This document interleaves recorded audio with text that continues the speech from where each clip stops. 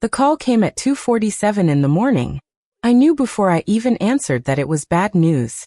Nobody calls at 2:47 a.m. with good news. Ms. Porter? This is Grady Memorial Hospital. Your mother, Evelyn Porter, was brought in by ambulance about an hour ago. She's had a stroke. You need to get here as soon as possible. I was out of bed before the nurse finished talking. My name is Diane Porter. I'm 56 years old, and I spent 32 years as an ICU nurse at Grady Memorial before I retired last year. I know what "you need to get here as soon as possible" means in hospital language. It means she might not make it through the night. I threw on clothes, grabbed my keys, and drove through empty Atlanta streets at 3 in the morning, my heart pounding so hard I could barely breathe. My mother. My 82-year-old mother, who still lived alone in the house she'd owned for 43 years in West End. The house where she'd raised me and my sister after our father died. The house she'd paid off decades ago and swore she'd die in. I'm not going to no nursing home, she'd tell me every time I suggested maybe it was time to think about assisted living. I'm staying in my house until the good Lord takes me home. And that's final. She was stubborn. Always had been. I just never thought the good Lord would try to take her this soon. When I got to Grady, they rushed me straight to the ICU. My old unit. The place where I'd worked for 3 decades, where I knew every nurse, every doctor, every piece of equipment. But now I wasn't Nurse Porter. I was just a daughter, terrified and helpless. Dr. Chun, who I'd worked with for years, met me outside my mother's room. Diane, she's stable for now. But it was a significant stroke. Right hemisphere, affecting her left side. We've got her on blood thinners and we're monitoring closely, but the next 72 hours are critical. Can I see her? Of course. I walked into that room and saw my mother, my strong, stubborn, fierce mother, lying in a hospital bed with tubes and wires everywhere, the left side of her face drooping, her left arm limp. She was awake. Barely. Her good eye found me and filled with tears. Mama, I'm here. I'm right here. She tried to talk, but the words came out slurred and wrong. Frustration crossed her face. I took her good hand. Don't try to talk. Just rest. I'm not going anywhere. And I didn't.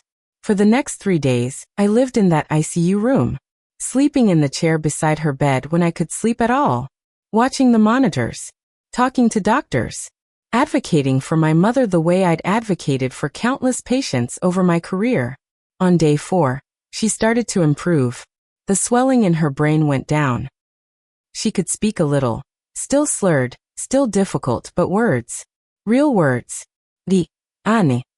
I'm here, Mama. My house. Don't worry about the house. Everything's fine. Keisha watching it? Keisha.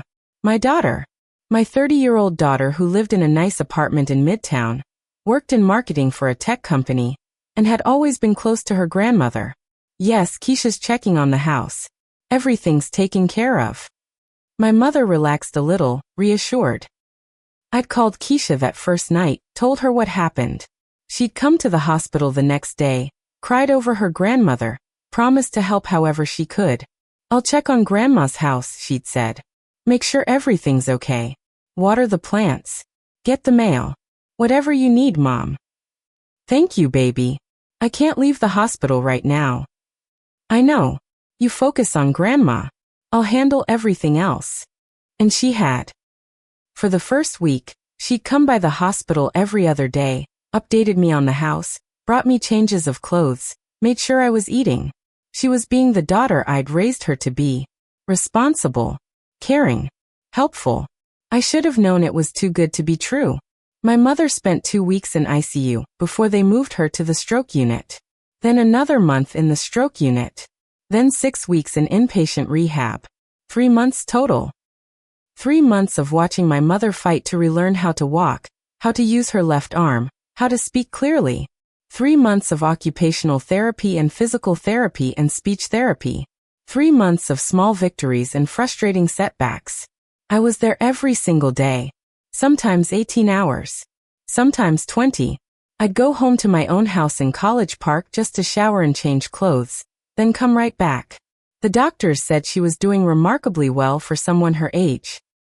The stroke had been serious, but she was a fighter. With continued therapy, she might regain most of her function. She'll need support at home, Dr. Chen told me. Someone checking on her daily. Help with medications, meal prep, transportation to appointments. But there's no reason she can't live independently with proper support. She'll have it. I'll make sure of it. I'd already started planning. I'd move some of my things into her house, stay with her during the day, make sure she was safe. I was retired, I had the time. And it was my mother. After everything she'd done for me, this was the least I could do. Keisha came by less frequently as the weeks went on. She was busy with work, she said. But she was still checking on the house. Still making sure everything was secure. How's Grandma's house looking? I'd ask when she called. Fine, Mom. Everything's fine. The yard's getting a little overgrown, but I'll find someone to cut the grass. Thanks, baby. I appreciate you handling that. Of course. How's Grandma doing? We talk about therapy progress, about recovery timelines, about my mother's spirits. Keisha always sounded concerned. Supportive. I trusted her completely. That was my first mistake. At the end of 3 months, the rehab doctors cleared my mother for discharge. She's done amazing work, her physical therapist told me. She's walking with a cane. Her left arm function is improving. Speech is about 90% back to normal. With continued outpatient therapy, she should keep improving. My mother was thrilled.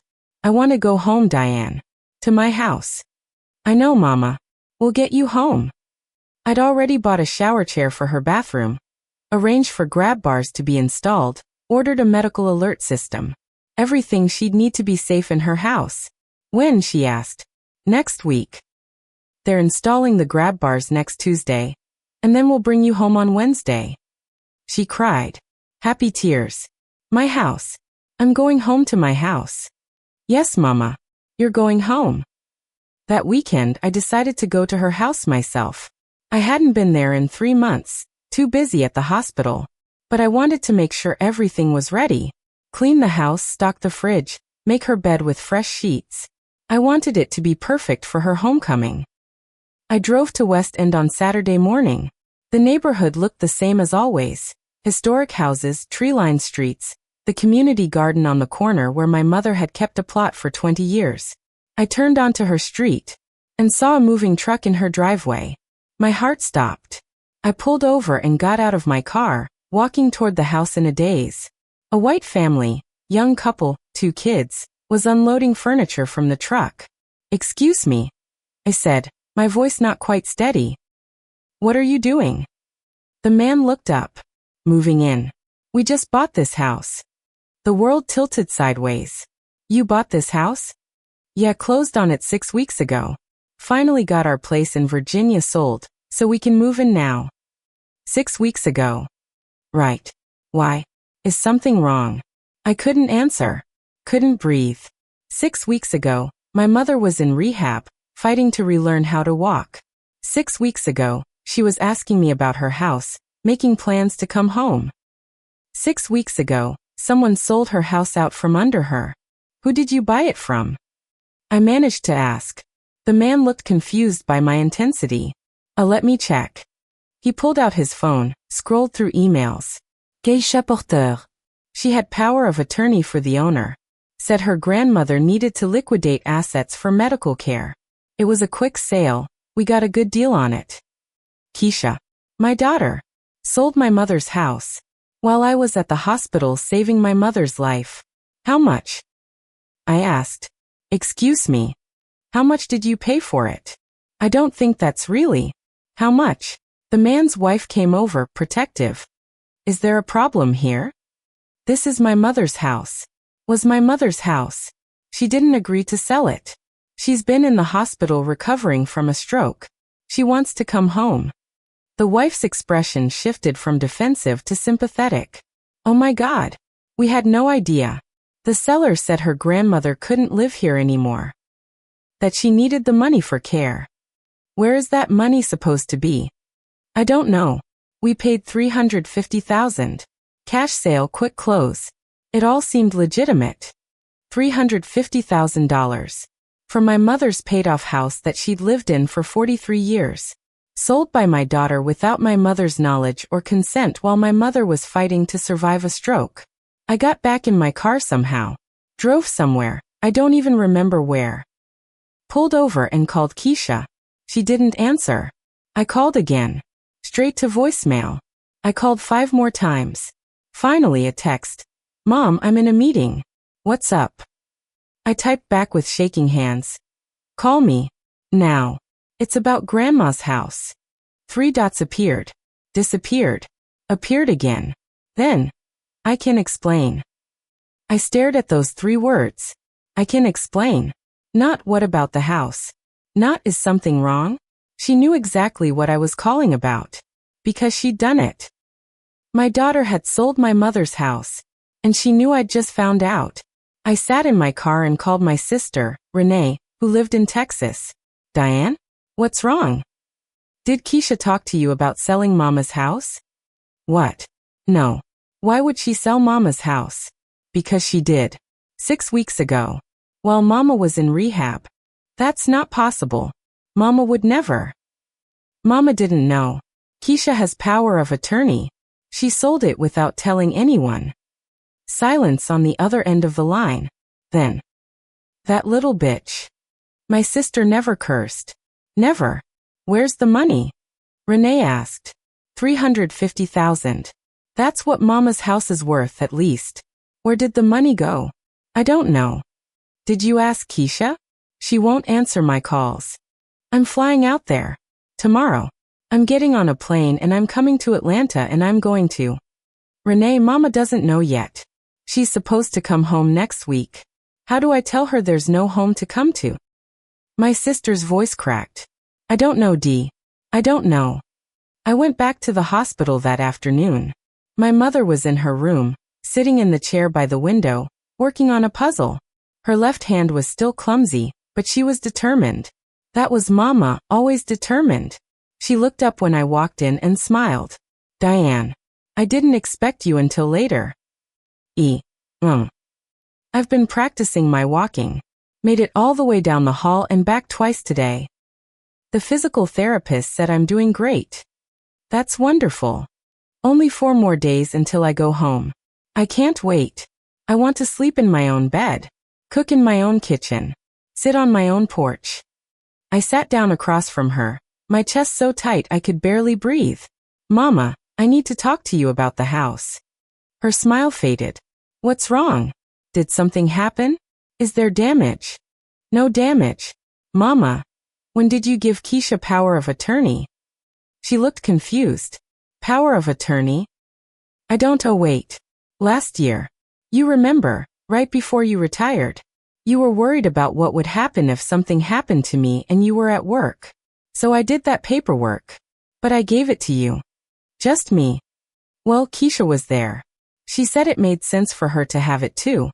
In case you weren't available. Medical decisions, that kind of thing. I signed the papers. She paused. Why? My hands were shaking. Mama, that power of attorney wasn't just for medical decisions. It was for everything. Financial. Legal. Everything. Okay. So what? Keisha used it to sell your house. The puzzle piece she was holding dropped onto the table. What? Your house was sold 6 weeks ago. Keisha signed all the papers. The new owners are moving in today. My mother just stared at me. That's not possible. I saw them, Mama. I drove to your house this morning to get it ready for you. And there was a moving truck. A family. They bought the house 6 weeks ago for $350,000. Keisha wouldn't, she didn't. I never said she could sell my house. I know, Mama. Where's my money? If she sold my house, where's the money? I don't know. I can't reach her. My mother's face went from shock to confusion to fury in the span of seconds. Get her on the phone. Right now.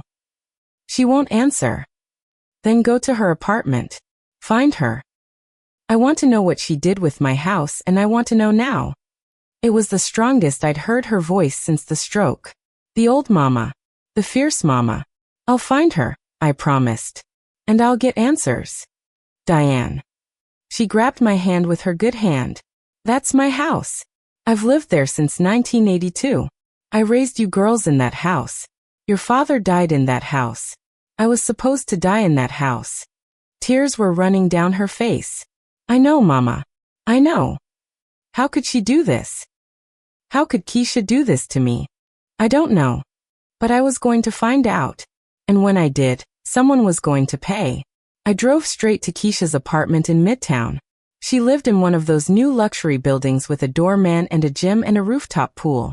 The kind of place I could never afford on a nurse's salary, but Keisha made good money in tech, and she liked nice things. I'd been proud of her for that. Proud that she'd built a successful career, that she could afford luxuries I'd never had. Now I was wondering how she was paying for it. I went up to her floor and knocked on her door. No answer. I knocked again, harder. Keisha, I know you're in there. Open the door. Still nothing. I called her phone. I could hear it ringing inside the apartment. Then silence. She was in there. And she was ignoring me. I stood in that hallway and felt something break inside me. My daughter. The girl I'd raised alone after her father left when she was 6. The girl I'd worked double shifts to put through college. The girl I'd taught to be honest and kind and responsible. Was hiding from me because she'd stolen her grandmother's house. I pulled out my phone and sent her a text. I'm not leaving this hallway until you open this door. We can do this the easy way, or the hard way. Your choice. 5 minutes passed. Then the door opened. Keisha stood there in yoga pants and an oversized sweatshirt, her hair in a messy bun. She looked tired. Guilty. Good. Mom. Don't. I walked past her into the apartment. Don't you dare mom me right now. Her apartment was beautiful. Hardwood floors. Modern furniture. A view of the Atlanta skyline. And brand new. All of it brand new. The couch I remembered from 6 months ago was gone. Replaced by a expensive-looking sectional. The old coffee table gone. Replaced by a glass and chrome monstrosity that probably costs more than my car payment. New TV on the wall. Huge. Had to be at least 70 inches. New dining table. New chairs. New everything. When did you redecorate? I asked, my voice dangerously calm. Mom, let me explain. When? Redecorate. About a month ago. But Mom. How much did this furniture cost? I don't see why that matters. How much, Keisha? She swallowed hard. Around $30,000. $30,000 on furniture. While her grandmother was in rehab fighting to walk again. Where did you get $30,000 for furniture? She didn't answer. I'll ask you one more time. Where did you get the money? From Grandma's house sale. There it was. Out loud. Admitted. You sold your grandmother's house while she was in the hospital recovering from a stroke, took the money, and bought yourself new furniture. It's not like that. Then what is it like? Explain it to me, Keisha. Explain how you sold your grandmother's house without her knowledge or consent, and spent her money on a fucking couch. I never cursed at my daughter. Never. She flinched. Grandma needed the money for medical care. Don't you lie to me. I know exactly what her medical bills are. Insurance covered most of it. Out of pocket was maybe $80,000. Where's the other $270,000? I had expenses. Show me. Right now. Show me every single receipt for every single expense related to Grandma's care. Show me where that money went. I don't have to justify myself to you. Yes, you do. That wasn't your money. That was your grandmother's house. Her security. Her home. And you stole it. I didn't steal anything. I had power of attorney. I was legally allowed to make that decision. Power of attorney is supposed to be used in your grandmother's best interest. Not yours. You weren't supposed to sell her house and spend the money on yourself. Keisha's face hardened. You don't understand the situation. Then explain it to me. Grandma is 82 years old. She's never going to fully recover from that stroke. She can't live alone anymore. She needs assisted living. And do you know how much assisted living costs? $6,000 to $8,000 a month. That's $70,000 to $90,000 a year. The house money will pay for her care. Grandma doesn't want assisted living. She wants to go home. There is no home anymore. Because you sold it. Because she can't live there. Mom, be realistic. She can barely walk. She can't take care of herself. She needs professional care. I can take care of her. For how long? You're 56. How many years can you physically care for an elderly stroke victim? What happens when she gets worse? What happens when you can't do it anymore? That's my decision to make. And hers. Not yours. Someone had to make the hard decision. You made the decision that was best for you. Don't pretend this was about Grandma. It was about Grandma. This whole thing has been about Grandma.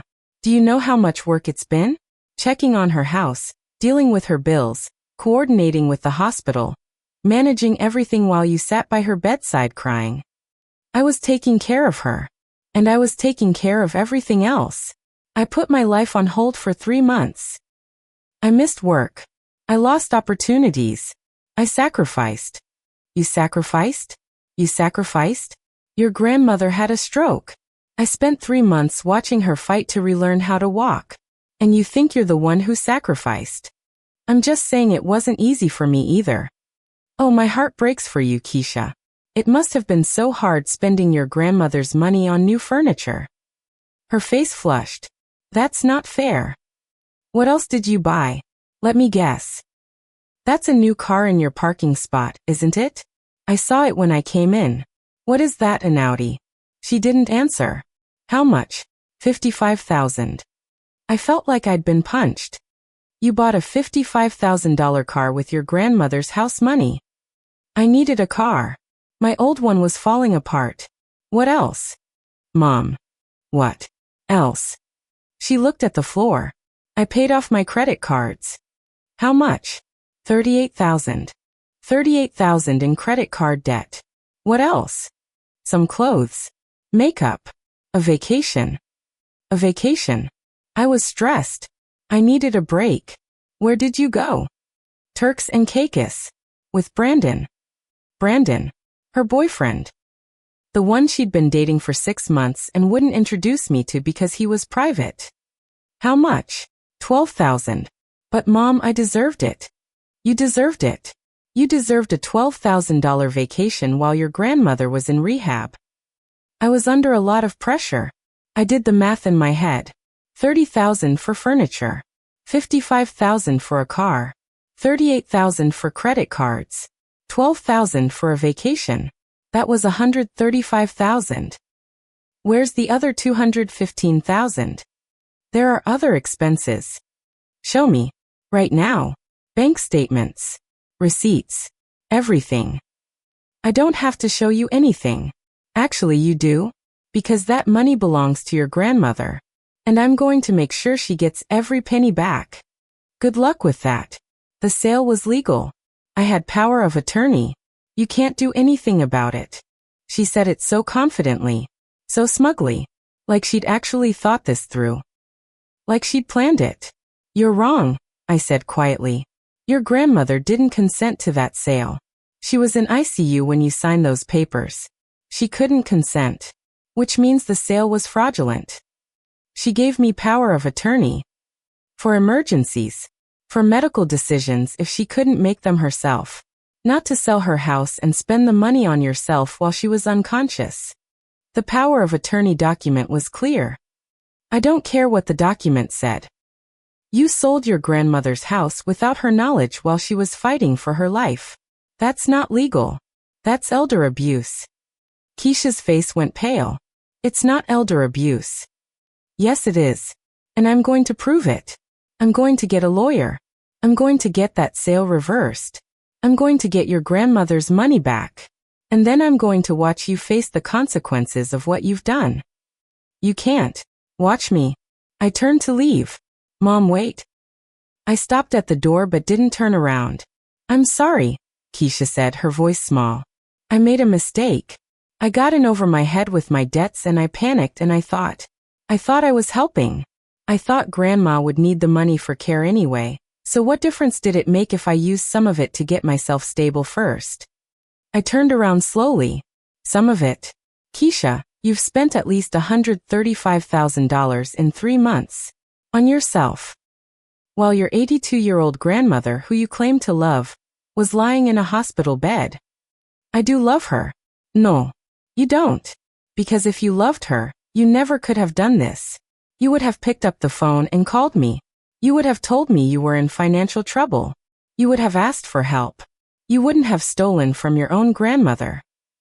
I'm going to pay it back. With what money? You just spent it all. I'll get a loan. From who?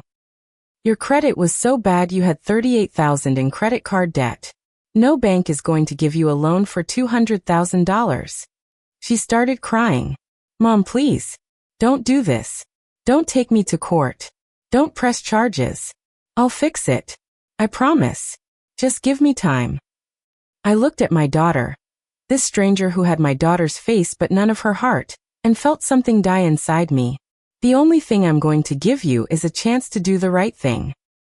You have 48 hours to figure out how to get your grandmother's house back, or get her $350,000 in cash. If you can't do that, I'm going to a lawyer. And I'm not just getting the money back. I'm pressing charges. Elder abuse. Fraud. Theft. All of it. Mom. 48 hours, Keisha. Starting now. I walked out of that apartment and didn't look back. Now before I tell you what happened next. Before I tell you how I fought to get my mother's house back and what my daughter did when she realized she was caught, hit that subscribe button. Because what comes next is going to show you exactly what happens when you underestimate a black woman who spent 30 years as an ICU nurse and knows exactly how to fight. And drop a comment. Atlanta? Memphis? Birmingham? Charlotte? Where are you watching from? Let me know, because I want to hear from women who've had to protect their families from people who should have protected them. Alright, now let me tell you about the war I started. 48 hours came and went. Keisha didn't call. Didn't text. Didn't show up with a plan to fix what she'd broken. So I did exactly what I'd promised. I found a lawyer. Not just any lawyer. The best elder law attorney in Atlanta. Her name was Patricia Chen, no relation to Dr. Chen at the hospital. She specialized in elder abuse cases, guardianship disputes, and power of attorney fraud. I found her through a nurse I used to work with whose mother had been scammed by a caregiver. Patricia had gotten every penny back and put the caregiver in prison. That's what I needed. Someone who would fight like hell and win. I called her office on Monday morning. Chen Law Group, how can I help you? I need to speak to Ms. Chen about an elder abuse case. Can I ask what type of case? My daughter sold my mother's house while my mother was in the hospital recovering from a stroke. Used power of attorney to do it. Spent the money on herself. There was a pause. Hold please. 2 minutes later. This is Patricia Chen. I told her everything. The stroke. The 3 months in the hospital. Keisha having power of attorney. The house sale. The furniture. The car. The credit cards. The vacation. Patricia listened without interrupting. When I finished, she said, "How soon can you come to my office?" "Today. 2 o'clock. Bring every document you have. The power of attorney paperwork, your mother's medical records, any communication with your daughter about the house, bank statements if you can get them. Everything. I'll be there." "Ms. Porter, what your daughter did is textbook elder abuse. We're going to get your mother's money back. And your daughter is going to face consequences." I hung up feeling something I hadn't felt in weeks. Hope. At 1 o'clock, I went to the hospital to see my mother. She was supposed to be discharged in 2 days. Wednesday. But discharged to where? I found her in her room with Renee, who had flown in from Texas the day before. My sister stood up when she saw me and pulled me into a hug. "How you holding up?" "I got a lawyer." "Good. What did they say?" "Meeting at 2. She thinks we have a case." Mama was sitting in her chair, looking smaller than I'd ever seen her. Older. Defeated. "Mama, I'm going to fix this." "How?" Her voice was flat. "House is sold. Money's gone. What's there to fix? The lawyer thinks we can reverse the sale. Or at least get the money back. And where will I live while you're fighting in court? The hospital is kicking me out Wednesday." I hadn't thought that far ahead. Renee spoke up. She'll stay with you, Dee. At your house. My house is small. 2 bedrooms. And there's stairs. Mama can't do stairs right now. Then we'll figure something out. Maybe one of those temporary wheelchair ramps. Or we rent her a hospital bed for the living room until this gets sorted out. Mama closed her eyes. I don't want to live in Diane's living room. I want to live in my house. I know, Mama, I said. And I'm going to get your house back. I promise. Don't make promises you can't keep. It was the most defeated I'd ever heard her sound. Renee and I exchanged looks. I'll stay with you for a couple weeks, Renee said to me. Help get Mama settled. Take some time off work. Thank you. After I left the hospital, I went home and gathered every document I could find.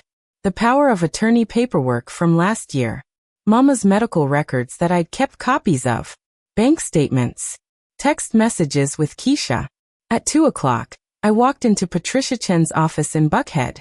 She was younger than I'd expected. Maybe early 40s. Sharp eyes behind designer glasses. The kind of woman who looked like she won a lot. I liked her immediately. We sat in her conference room, and I spread out everything I had. Patricia went through it methodically, taking notes, asking questions. When exactly did your mother sign the power of attorney? Last March. Almost a year before the stroke. And it was for both medical and financial decisions? Yes. The document says general power of attorney. I didn't think much of it at the time. I thought it was just in case something happened and I needed to make medical decisions. Did your mother understand she was giving your daughter the authority to sell her house? No. Absolutely not. We talked about it being for emergencies. Medical stuff. She never would have agreed to let Keisha sell the house. Can your mother testify to that? Yes. She's recovering well. Her speech is almost back to normal. She's sharp mentally. Patricia made a note. Good. That's important. Now, when was the house sold? 6 weeks ago. The buyers said they closed 6 weeks ago. And where was your mother at that time? Inpatient rehab. At Shepherd Center. So she was incapacitated at the time of the sale? She was in rehab learning to walk again. She couldn't have signed anything even if she'd wanted to. Did your daughter visit your mother during this time? I thought back. Yes. Maybe once a week. Did she ever mention selling the house? Never. She kept telling Mama that the house was fine, that she was checking on it. Mama kept talking about going home. Keisha never said a word about selling it. Patricia's expression darkened. That's fraud. Clear, deliberate fraud. She had a duty to act in your mother's best interest. Selling her house without her knowledge or consent, especially while your mother was incapacitated, is a direct violation of that duty. Can we get the house back? Maybe. It depends on a few things. First, we need to see the sale documents. Find out if your daughter forged your mother's signature, or if she signed using the power of attorney. Second, we need to track where the money went. Third, we need to determine if the buyers were innocent third parties or if they knew something was wrong. They seemed like innocent people. A young family. They said Keisha told them her grandmother needed money for care. That helps us. If they're innocent third parties, they might be willing to work with us. But we need to move fast. The longer they're in that house, the harder it gets. What do I need to do? First, I'm going to file for an emergency injunction. We're going to ask the court to freeze any remaining assets from the sale and prevent your daughter from disposing of any property she purchased with your mother's money. Second, we're going to demand copies of all sale documents. Third, I'm going to contact the buyer's attorney and explain the situation. What are our chances? Honestly, very good. Your daughter committed elder abuse and fraud. We have a clear victim, your mother, who can testify. We have a clear timeline showing your mother was incapacitated. We have evidence of your daughter spending the money on herself rather than your mother's care. This is about as clear-cut as these cases get. How long will it take? That depends. If the buyers are cooperative and your daughter doesn't fight us, we could have a resolution in a few months. If they fight, Could be a year or more. My heart sank. Mama can't wait a year. She needs a place to live now. I understand. Let me see what I can do. In the meantime, is there somewhere your mother can stay? With me. It's not ideal, but it's what we've got. Patricia reached across the table and squeezed my hand. We're going to fight this, Miss Porter. And we're going to win. Your daughter doesn't get to do this to her grandmother and walk away. After I left Patricia's office, I felt energized for the first time in days. We had a plan. We had a lawyer. We were fighting back. But I still had to tell Mama she couldn't go home Wednesday. That she'd be living in my house, my small, not accessible house for God knew how long. I dreaded that conversation almost as much as I dreaded telling her the house was sold in the first place. That night, Renee and I worked on making my house as accessible as possible for Mama. We moved furniture around in the living room to make space for a hospital bed I'd ordered. Renee's husband shipped her a wheelchair ramp that could go over the front steps. We bought a shower chair for my bathroom and installed grab bars. It wasn't perfect, but it was something. On Tuesday morning, I went back to the hospital to tell Mama the plan. She took it better than I expected. At least I'll be with you, she said quietly. That's something. I'm going to get your house back, Mama. Or I'm going to get you the money to buy it back. But one way or another, you're going home. What if you can't? What if those people won't sell? What if the money's gone? Then I'll figure something else out. Diane, you can't spend your retirement on this. Watch me. She looked at me with tears in her eyes. I raised you too stubborn. You raised me right. There's a difference. Wednesday morning we brought Mama home to my house. Not her home. My home. But it would have to do. Over the next 2 weeks, Patricia Chun worked like a force of nature. She filed for an emergency injunction, which the judge granted. Keisha couldn't sell the car, couldn't touch any remaining money, couldn't dispose of anything she'd bought with Mama's funds. She subpoenaed the sale documents and bank records. She contacted the buyer's attorney. And what she found made me sick. The sale documents showed that Keisha had signed everything using power of attorney. She hadn't forged Mama's signature. She didn't have to.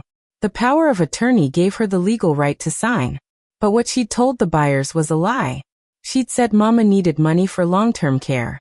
That Mama had agreed to the sale, but couldn't sign due to being in the hospital. The buyers had believed her. They'd paid fair market value, $350,000. Thinking they were helping an elderly woman get the care she needed. They had no idea Keisha was stealing. The bank records showed exactly where the money went. $55,000, Audi Keisha's car. $30,000 furniture. $38,000, credit card debt. $12,000, Turks and Caicos vacation. $45,000, consulting fees paid to Brandon, Keisha's boyfriend. $25,000, breast augmentation surgery. $18,000, designer clothes and accessories. $15,000, rent for upgraded apartment. $22,000, miscellaneous, restaurants, spa treatments, shopping. Total spent on Keisha and her lifestyle, $260,000. What went to Mama's actual care? $90,000. Hospital bills that insurance didn't cover plus some rehab costs. There was nothing left. Not a penny. Keisha had burned through $350,000 in less than 3 months. Patricia called me when she got the records. She didn't even try to hide it. Every transaction is right there. Car, furniture, plastic surgery. It's all documented. Can we use this? Absolutely. This is Exhibit A in our fraud case. She had a fiduciary duty to use your mother's assets for your mother's benefit. Instead, she used them for herself. That's textbook breach of fiduciary duty, plus elder abuse. Plus fraude. What happens now? Now I contact Keisha's attorney, if she has one, and present our evidence. I give her a chance to settle. If she's smart, she'll agree to return everything she can. The car, the furniture, whatever's left. And she'll agree to a payment plan for the rest. And if she's not smart, then we go to court. And she goes to jail. 2 days later, I got a call from an unknown number. Ms. Porter? This is James Reed. I'm an attorney representing Keisha Porter. So she'd gotten a lawyer. Good. That meant she was taking this seriously. What can I do for you, Mr. Reed? My client would like to discuss a settlement. I'm listening. Ms. Porter is willing to return the vehicle and the furniture. She's also willing to enter into a payment plan for the remaining funds. How much can she pay back? She's prepared to offer $2,000 a month until the full amount is repaid. I did the math. $350,000 minus maybe $80,000 for the car and furniture. That left $270,000. At $2,000 a month, that would take over 11 years. No. I'm sorry. No. That's not acceptable. My mother is 82 years old. She can't wait 11 years. Ms. Porter doesn't have access to that kind of money. Then she shouldn't have spent it. Tell your client that the offer is refused. We'll see her in court. Ms. Porter, I understand you're angry, but a trial is expensive. It could take years. If you accept this settlement. I don't want a settlement. I want justice. And I want my mother's house back. I hung up. Patricia called an hour later. I heard from Keisha's lawyer. He said you refused the settlement. Damn right I did. $2,000 a month for 11 years? My mother doesn't have 11 years. I agree. But Diane, I need to be honest with you about something. Even if we win in court, and we will, we might not be able to get the house back. Why not? Because the buyers are innocent third parties. They paid fair market value. They didn't know Keisha was committing fraud. Courts are reluctant to punish innocent buyers. We'll probably get a judgment against Keisha for the full amount plus damages. But forcing the buyers to give back the house, that's harder.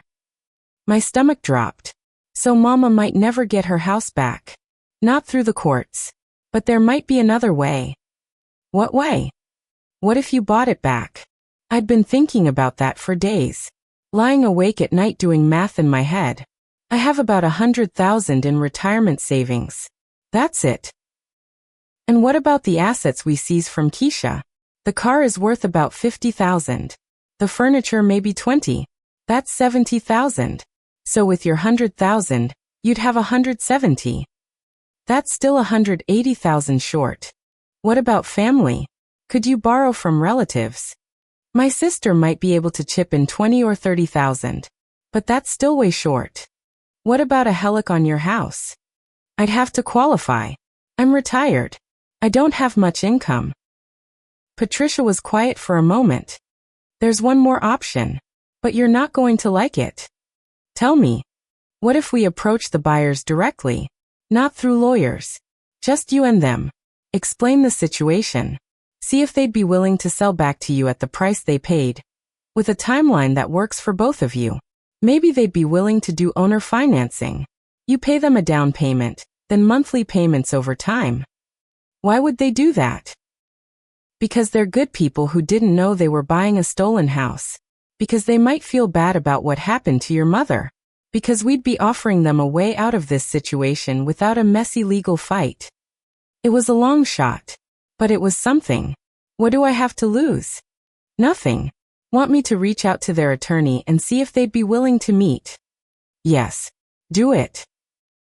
3 days later, I found myself sitting in a coffee shop with James and Sarah Mitchell, the couple who'd bought Mama's house. They were younger than I'd thought. Maybe early 30s. They had 2 kids, a boy and a girl 6 and 4 years old. Sarah spoke first. Miss Porter, we are so sorry about what happened to your mother. Thank you. We had no idea.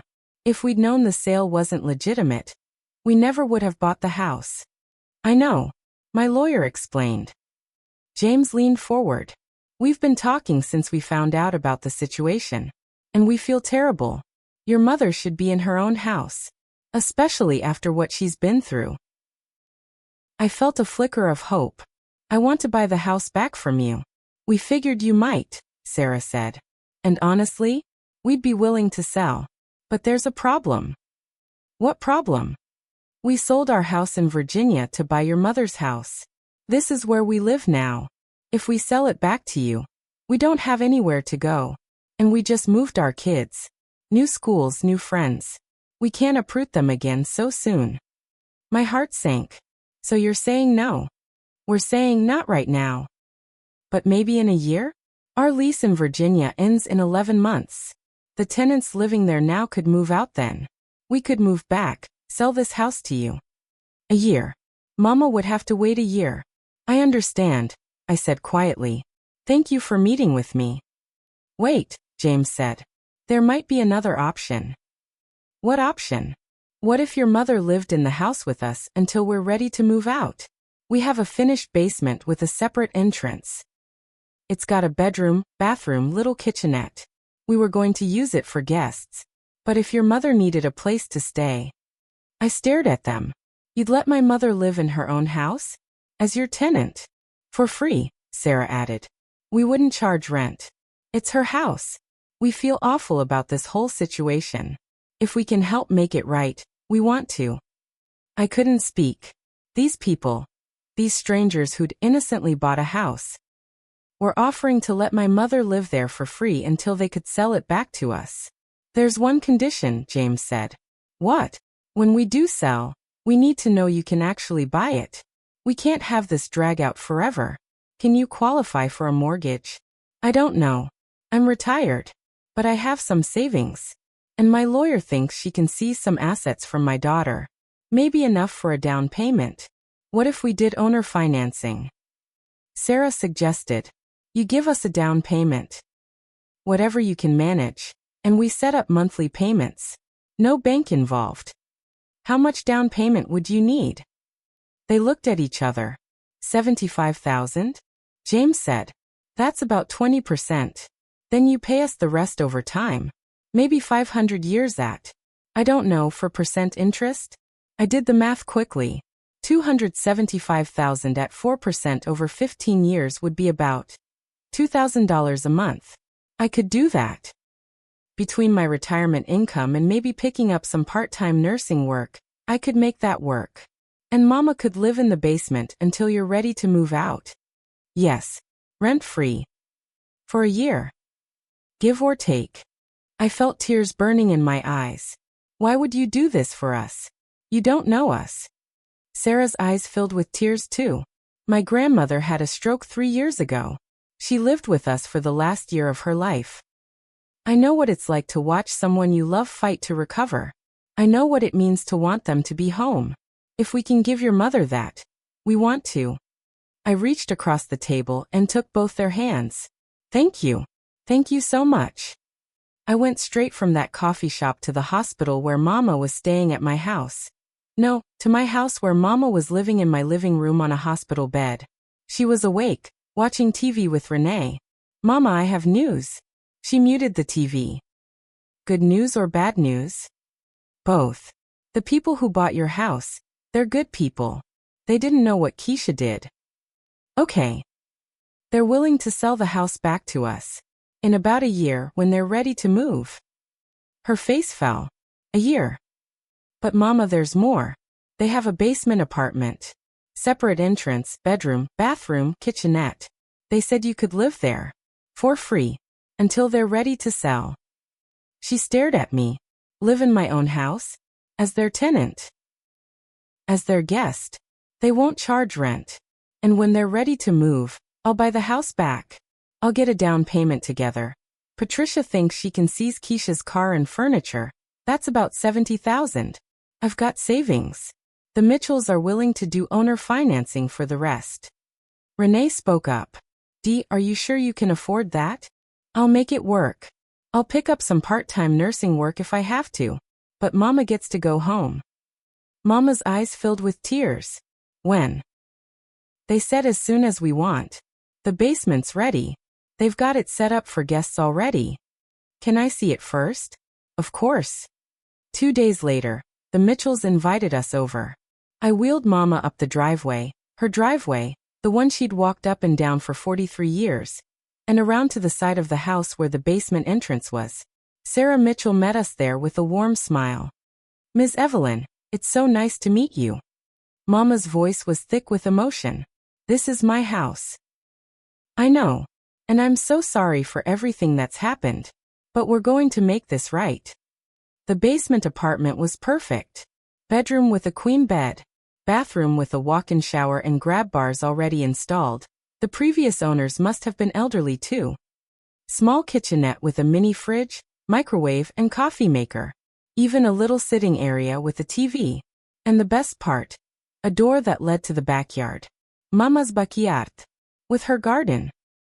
Mama wheeled herself to that door and looked out at her garden. Overgrown now but still there. Her tomatoes. Her collard greens. Her roses. She started crying. Sarah knelt beside her wheelchair. Miss Evelyn, I've been trying to keep it up, but I don't really know what I'm doing. Maybe you could teach me? We could work on it together. Mama reached out and squeezed Sarah's hand. You're an angel. You know that. I'm just trying to do right. We moved Mama in the next day. Watching her wheel herself through that basement door into her own backyard, even if it wasn't technically her house anymore, was one of the most beautiful things I'd ever seen. She was home. Not in the way she'd planned. Not in the way it should have been. But home. While Mama settled into the basement apartment, Patricia Chen was building our legal case against Keisha. She filed a civil lawsuit for breach of fiduciary duty, elder abuse, fraud, conversion, legal term for stealing, unjust enrichment. She also filed a criminal complaint with the Fulton County District Attorney's Office. They might not prosecute, Patricia warned. DAs are reluctant to get involved in family disputes. But with this much evidence and this much money involved, they might make an exception. 2 weeks after we filed the lawsuit, Keisha's lawyer called Patricia with a new settlement offer. Patricia called me immediately. She's offering to return all the assets she still has. The car, the furniture, the jewelry, plus $50,000 in cash if you drop the lawsuit and don't cooperate with any criminal prosecution. Where's she getting $50,000 in cash? I assume her boyfriend. Or a loan from family. That's still way short of what she stole. I know. But it's more than the last offer. And Diane, I have to tell you, if we go to trial, this could take a year or more. And even if we win, collecting the judgment might be difficult. Keisha doesn't have the money. We can garnish her wages, but at her salary that's going to take years. How much can we get for the car and furniture? Maybe $75,000 total. Plus the $50,000 in cash. That's $125,000. With your savings and what you could borrow from family, that might be enough for the down payment to buy your mother's house back. I thought about it. Taking the settlement meant Keisha would get away with it. She'd walk away having stolen over $200,000 from her grandmother, face no criminal charges, just have to give back the toys she'd bought. But rejecting it meant more years of fighting, more stress, more uncertainty about whether Mama would ever really get her house back. I want to talk to Mama first. That night, I sat with Mama in her basement apartment and laid out the options. Keisha's offering to give back the car, the furniture, and $50,000 if we drop the lawsuit, I told her. That's not even half of what she took. I know. But if we take it, I can use that money plus my savings to buy your house back. You'd own your house again. Free and clear. Well, eventually free and clear. I'd be making payments to the Mitchells. But it would be yours. And Keisha gets away with it. She'd have to give back everything she bought. She'd be broke. But she wouldn't go to jail. Mama was quiet for a long time. What do you want to do, Mama? I want my house back. I want to know I can stay here for the rest of my life, that nobody can make me leave. If taking that settlement makes that happen, then take it. Are you sure? Diane, I'm 82 years old. I don't have time for a long court battle. I need to know where I'm going to live. If this gets me my house back, that's what matters. I called Patricia the next morning. We'll take the settlement. But I have conditions. What conditions? Keisha has to sign over the car and all the furniture today. Cash payment within 72 hours. And she has to sign a notarized statement admitting what she did. I want it in writing that she stole from her grandmother. I'll draw up the papers. 3 days later, I met Keisha in Patricia's office. I hadn't seen my daughter in almost a month. Not since I'd confronted her in her apartment. She looked terrible. Dark circles under her eyes. She'd lost weight. Her hair was pulled back in a messy ponytail, no makeup, wearing jeans and a t-shirt instead of her usual designer clothes. Good. We sat across from each other in Patricia's conference room. 2 lawyers between us. Patricia slid the settlement documents across the table. Keisha's lawyer reviewed them, then nodded to her. It's what we discussed. Keisha signed the papers transferring ownership of the car. Signed the papers transferring ownership of all the furniture and jewelry. Signed a promissory note for $50,000 due in 72 hours. Then Patricia slid over one more document. What's this? Keisha's lawyer asked. A sworn statement. Ms. Porter wants it on record what happened here. He read it and frowned. This isn't part of the settlement agreement. It is now. My client won't sign the settlement without it. Keisha's lawyer looked at her. You don't have to sign this. What does it say? Keisha asked quietly. Patricia read it aloud. I, Keisha Porter, hereby acknowledge that while acting as power of attorney for my grandmother Evelyn Porter, I sold her house located at 1247 Cascade Avenue, Atlanta, Georgia, for $350,000 without her knowledge or consent while she was incapacitated due to stroke. I further acknowledge that I spent approximately $260,000 of the proceeds on personal expenses including a vehicle, furniture, plastic surgery, vacation, and credit card debt. I acknowledge that my actions constituted breach of fiduciary duty, elder abuse and fraud. I make this statement freely and voluntarily. The room was silent. You want me to admit I committed elder abuse, Keisha said. You did commit elder abuse, I said. It was the first words I'd spoken directly to her since we'd entered the room. Mom. Sign it or the deal's off. Keisha looked at her lawyer. He shrugged. It's your choice. But if you don't sign it, you're going to trial. And you're going to lose. And you might go to jail. Keisha picked up the pen with shaking hands and signed the document.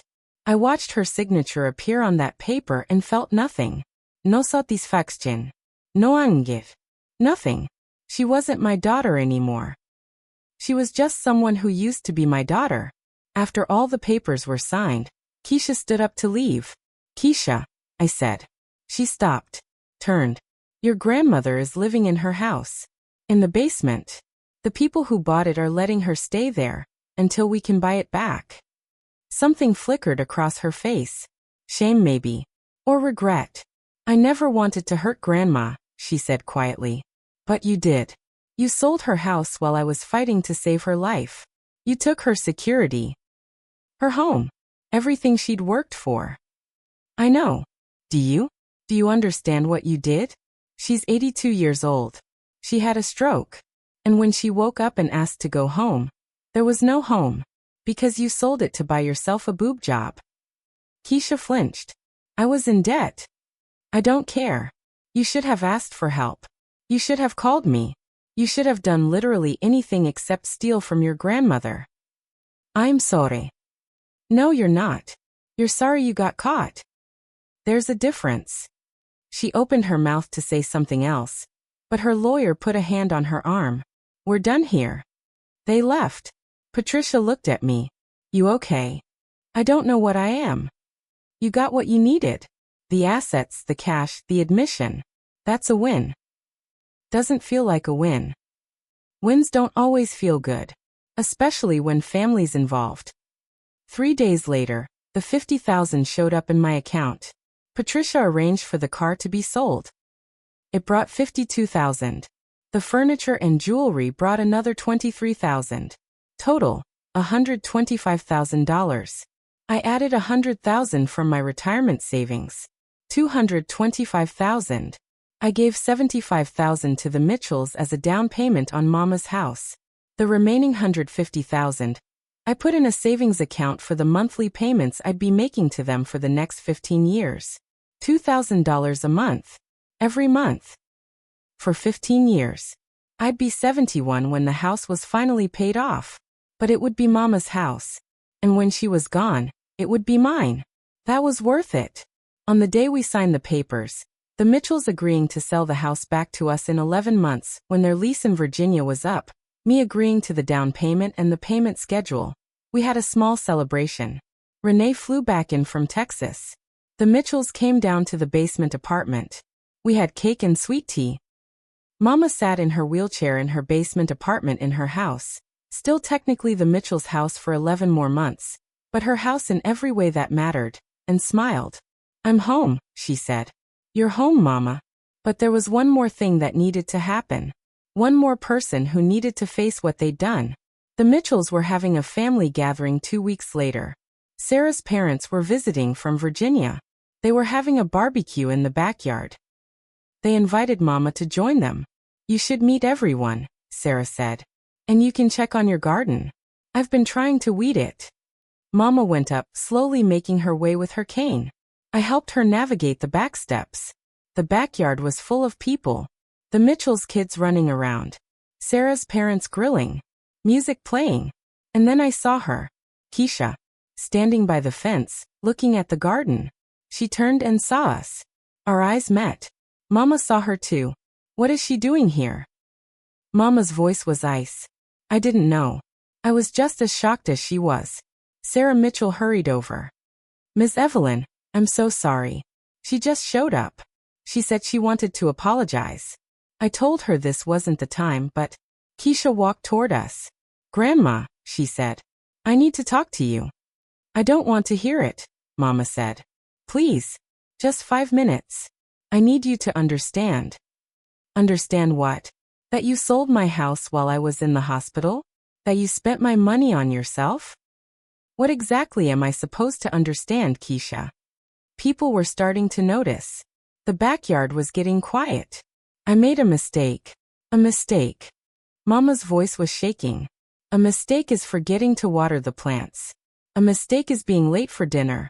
Selling my house while your mother was saving my life is not a mistake. That's betrayal. I was going to pay it back." "When? In 20 years? 30? I'm 82 years old. I don't have 20 years. I know, and I'm sorry." "You're sorry you got caught. That's what you're sorry about." Keisha's face crumpled. "Grandma, please. You're all I have. Mom won't talk to me. Aunt Renee won't talk to me. I lost my job because of the legal bills. Brandon left me. I have nothing. Please don't shut me out too." Mama was breathing hard, leaning on her cane. I stepped forward. "Keisha, you need to leave." But Mama held up her hand to stop me. She looked at Keisha for a long moment. Then she said, "You sold my house while your mother was trying to save my life." "I know. While I was in that hospital bed, asking when I could go home, you were signing papers to take my home away from me. I thought I was helping. You thought you were helping yourself. To my money. To my house. To everything I spent 43 years building." "Grandma, I spent 3 months in that hospital, Keisha. 3 months fighting to walk again. Fighting to talk again. And the whole time, the only thing that kept me going was knowing I'd get to go home. To my house. My garden. My porch. Everything I loved." Tears were running down Keisha's face. "I'm so sorry. And when I woke up and asked your mother when I could go home, do you know what she had to tell me?" Keisha was sobbing now. "She had to tell me there was no home. Because you sold it. Because you decided your designer purses and your fancy car were more important than your grandmother having a place to live. I'll spend the rest of my life making this up to you." Mama stepped forward. She was 82. Barely steady on her cane, still recovering from a stroke. But when her hand came up and slapped Keisha across the face, it was strong enough to make a sound that echoed across the backyard. Everyone froze. Keisha's hand went to her cheek, her eyes wide with shock. Mama's voice was quiet. Deadly quiet. "You are not my granddaughter anymore. My granddaughter would never do what you did. I don't know who you are, but you are not family. Get out of my sight. Get off my property. And don't you ever come back." "Grandma." I said, "Get out." Keisha stood there for another second, tears streaming down her face, hand on her cheek where Mama had slapped her. Then she turned and ran. Through the backyard. Around the side of the house. We heard a car start and drive away. Mama stood there breathing hard, her hand still raised, trembling. I put my arm around her. "Mama, you okay?" "I've fine." Her voice was shaking. "I've fine." Sarah Mitchell approached cautiously. Ms. Evelyn, I am so sorry. I should have made her leave immediately. It's not your fault, honey. Mama lowered her hand. She needed to hear that. And I needed to say it. Do you want to go back downstairs? Rest? No. Mama looked around at all the people staring at us. Then she looked at her garden, overgrown but still there, still hers. I want to check on my tomatoes. And then I want a burger. I haven't had a good burger in months. And just like that, the tension broke. People went back to their conversations. The kids went back to playing. Someone turned the music back up. But I saw the look on Sarah's parents' faces.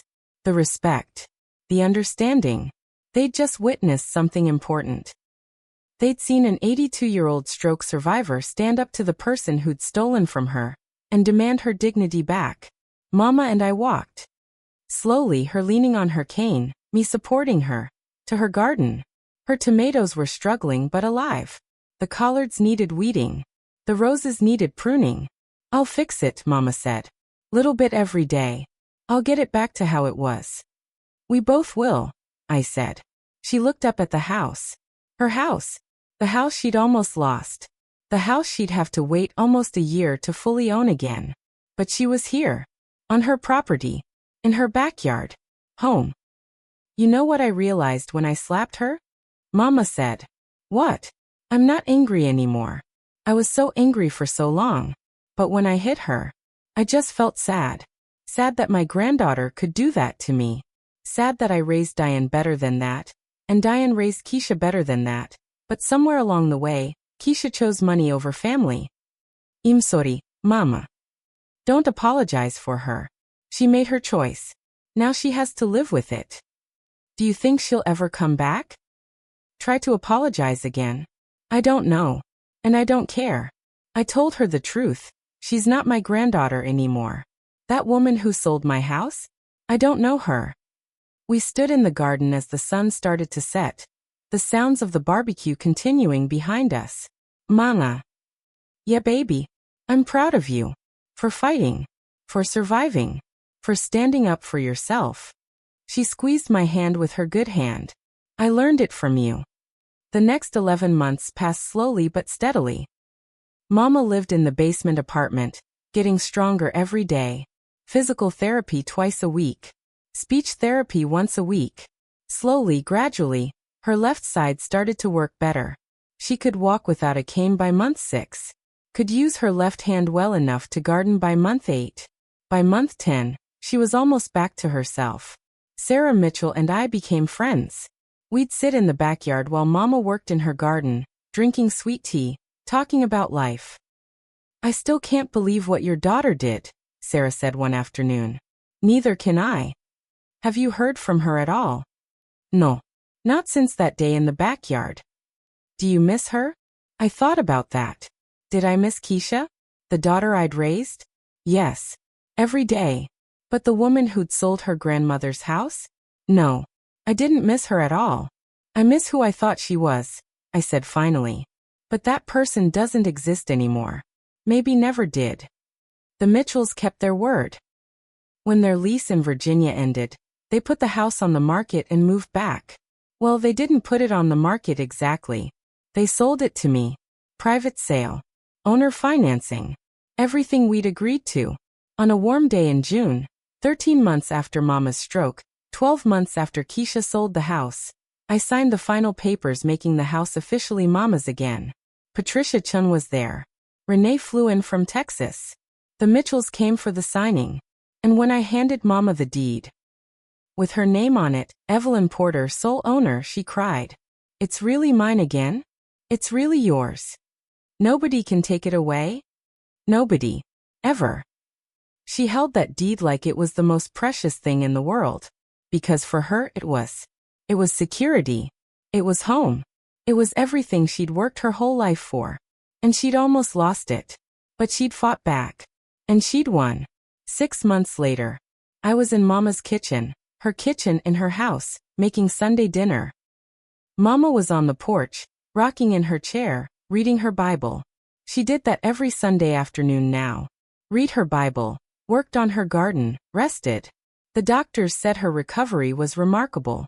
Most people her age never fully recovered from a stroke that severe. But Mama was stubborn. "I'm not dying yet," she told Dr. Chun at her last checkup. "Got too much left to do." Her garden was thriving. The tomatoes I was slicing for dinner had come from her plants. The collard greens simmering on the stove were from her garden. The roses on the table were from her bushes. Everything was back to how it was supposed to be. Almost. There was still one piece missing. My phone rang. Unknown number. I almost didn't answer. But something made me pick up. "Hello. Mom." Keisha's voice. I hadn't heard it in over a year. My hand tightened on the phone. "What do you want?" I wanted to know how Grandma's doing." "She's fine.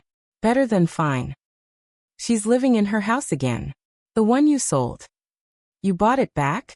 "We bought it back. It took everything I had, but we did it." Silence on the other end. "That's good. I'm glad." "Are you? Or are you just calling because you need something else?" "I'm not calling for money, if that's what you think." "Then why are you calling?" Another long pause. "I'm in therapy. Have been for 6 months. Working through everything. My therapist said I need to make amends. Real amends. Not just saying I'm sorry, but actually trying to make things right." "You can't make this right, Keisha." "I know. But I wanted to try. I got a second job. Waitressing at night after my regular job. I'm saving money. It's going to take years, but I want to pay Grandma back. All of it. The whole $350,000. At minimum wage? That'll take you the rest of your life. I know. But I'm going to do it anyway. Even if it takes 30 years. Even if Grandma isn't. Even if she's not around to see it. I'm going to pay it back." I didn't know what to say to that. "Can I talk to her?" Keisha asked. "Just for a minute? I won't ask her for anything. I just want to hear her voice." I looked out the window at Mama on her porch, peaceful and content. "No. Mom, please. She told you to stay away. She meant it. You broke her heart, Keisha. You can't fix that with phone calls and promises to pay her back in 30 years. Then what can I do?" "Live with what you did. Learn from it. Be better. But leave us alone." "For how long?" "I don't know. Maybe forever." I heard her crying on the other end of the line. Part of me wanted to comfort her. The mother part. The part that remembered rocking her to sleep when she was a baby, teaching her to ride a bike, helping her with homework. But the other part. The part that had spent a year fighting to get Mama's house back. The part that had watched Mama cry because she had nowhere to go home to. That part stayed hard. "Goodbye, Keisha." "Mom, wait." I hung up. And I stood in Mama's kitchen, in Mama's house, and let myself feel it. The loss of my daughter. The grief of knowing she'd done something I couldn't forgive. The sadness of knowing our relationship might never be what it was. But also the pride. Pride in fighting back. Pride in protecting Mama. Pride in refusing to let Keisha get away with what she'd done. I wiped my eyes and finished making dinner. Mama turned 84 on a beautiful spring day. We had a party in her backyard. Her house, everything hers again, and this time nobody could take it away. Renee and her family came from Texas. Some of Mama's church friends. Her garden club ladies. Some neighbors. Sarah and James Mitchell came too, even though they'd moved back to Virginia.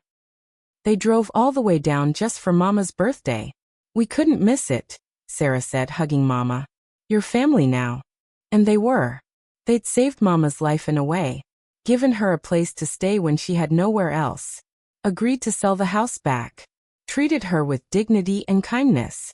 They were more family than Keisha had been. We ate cake. We sang happy birthday. We sat in the garden Mama had rebuilt from scratch after we got the house back. At one point, I found myself sitting on the porch with Mama, watching everyone enjoy the party. Happy, Mama? Happier than I've been in years. Good. You know what I was thinking about today? What? That day in the hospital when you told me the house was sold. I thought my life was over. I thought I'd never be home again. I thought I'd die in some nursing home somewhere, away from everything I loved. But you didn't. No. Because you fought for me. You didn't just accept what Keisha did. You fought back. You got lawyers. You made deals. You used your own money. You sacrificed your retirement to buy my house back. You'd have done the same for me. Maybe. But not everyone would. Some daughters would have just put me in assisted living and called it a day. You didn't. You fought. You raised me to fight. She smiled. I raised you right. We sat in comfortable silence for a while. Then Mama said, I saw Keisha. My head snapped up. What? When? Last week. She was at the grocery store. We were in the same aisle. She saw me. I saw her. Did she say anything? She started to. Then she stopped. Just looked at me. And I looked at her. And then she left. How did it feel? Seeing her? Mama thought about that. Sut. She looked tired. Older. Like life's been hard on her. Good. Maybe. Or maybe. She trailed off. Maybe what? Maybe one day I'll be ready to hear what she has to say. Not today. Maybe not for years. But one day. You don't owe her anything, Mama. I know. But she's still my granddaughter. Even after everything. That doesn't just go away. She stopped being your granddaughter when she sold your house. I said that in anger. And I meant it at the time.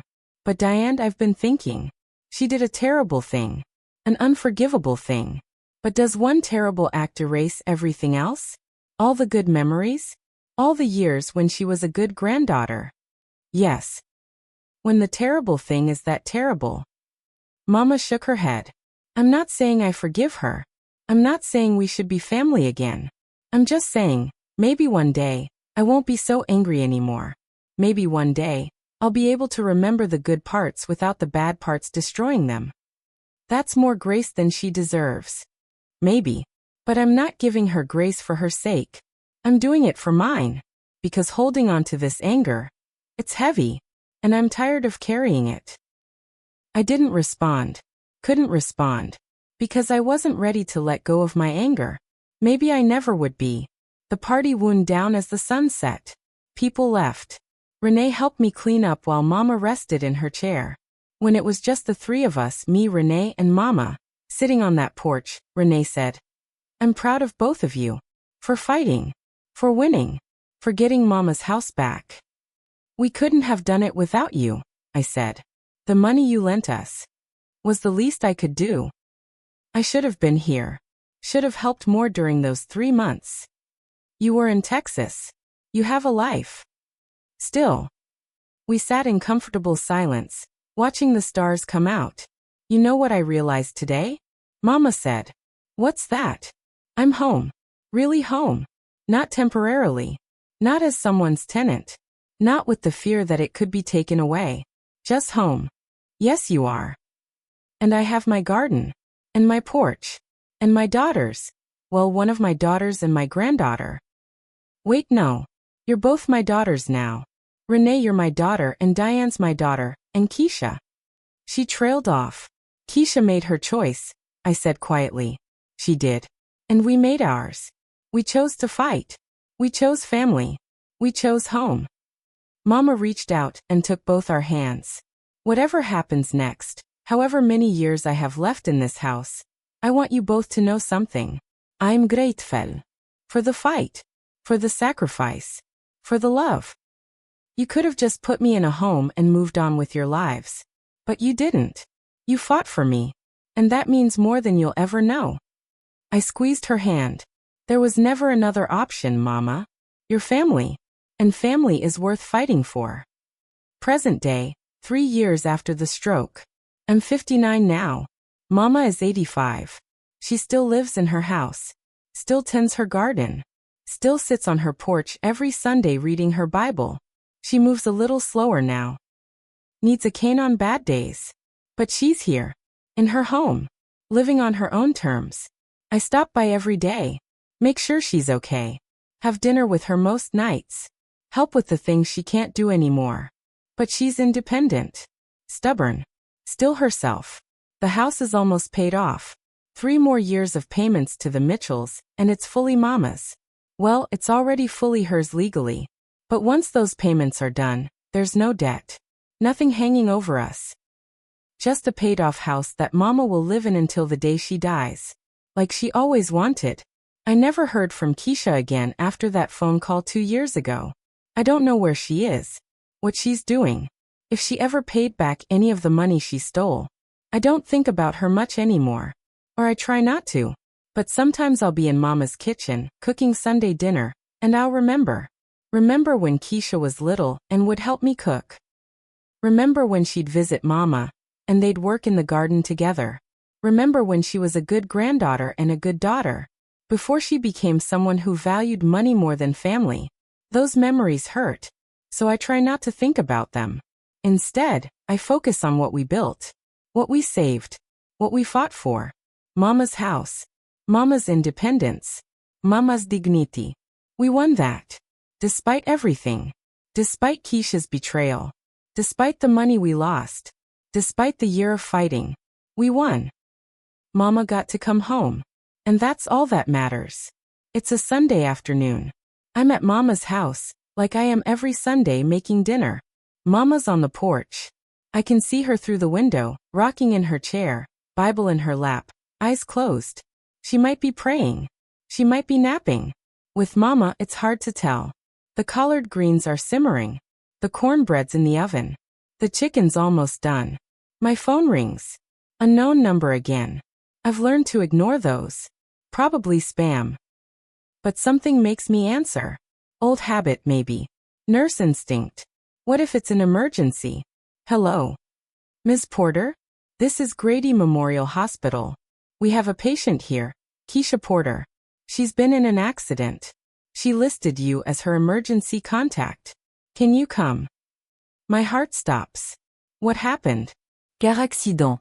She's stable, but we need to talk to family about treatment options. Is she okay?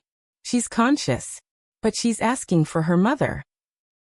I look out the window at Mama on her porch. 3 years.